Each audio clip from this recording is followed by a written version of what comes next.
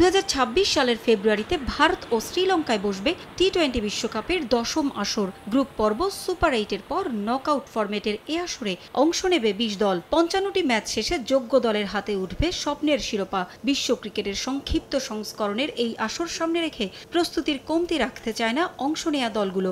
আইসিসির বৈশ্বিক আসরগুলোতে গেল কয়েক বছর ধরে সাফল্য নেই পাকিস্তানে। সবশেষ বিশ্বকাপ চ্যাম্পিয়ন্স ট্রফি ছিল তাদের জন্য হতাশার। এমনকি নিজ দেশের চ্যাম্পিয়ন্স ট্রফিতে সমর্থকদের হতাশ করে মেন ইন গ্রিন। তাই তো এবার প্রতিবেশী দেশ ভারতে অনুষ্ঠেয় এ বিশ্বকাপ সামনে রেখে আটঘাট বেঁধে নেমেছে পাকিস্তান। বিশ্বকাপের আগে পাকিস্তানের মাটিতে 3 ম্যাচের দ্বিপাক্ষিক সিরিজ খেলতে আসার কথা ছিল অস্ট্রেলিয়ার। উপমহাদেশের কন্ডিশনে বৈশ্বিক কোনো আসর হলেই বরাবরই এ কন্ডিশনের সঙ্গে মানিয়ে নিতে সিরিজ খেলতে আসে অস্ট্রেলিয়া। 2021 ও 2025 সালের চ্যাম্পিয়ন্স ট্রফির আগেও তারা সেরা প্রস্তুতির লক্ষ্যে শ্রীলঙ্কায় টেস্ট ও ওয়ানডে খেলেছিল। এবার তারা আসছে পাকিস্তানে, আর সেই সুযোগটাই কাজে লাগাতে চায় পাকিস্তান ক্রিকেট বোর্ডের চেয়ারম্যান সৈয়দ মহসিন রাজা নাকভি।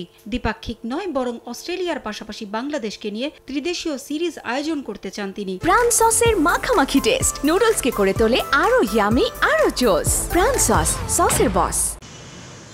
সাম্প্রতিক সময়ে একাধিক সিরিজ খেলার সুবাদে সুসম্পর্ক বিরাজ করছে বাংলাদেশ ও পাকিস্তান ক্রিকেট বোর্ডের মাঝে। তাই বিশ্বকাপের আগে বিসিবির সঙ্গে আলোচনা করে ইতিবাচক ফলাফলের আশা নাকভির। পিসিবি চাইছে ত্রিদেশীয় এই সিরিজে অন্তত 7টি ম্যাচ খেলতে। প্রতিটি দল একে অপরের সঙ্গে 2টি করে ম্যাচ খেলার সুযোগ পাবে, যা কাজে লাগবে ভারতে অনুষ্ঠিত বিশ্বকাপে। দ্রুত এ বিষয়ে চূড়ান্ত সিদ্ধান্ত জানাবেন মহসিন নাকভি। শুধু বাংলাদেশ ও অস্ট্রেলিয়া নয়, এশিয়া কাপের আগে আফগানিস্তানের সঙ্গেও সিরিজ খেলবে পাকিস্তান।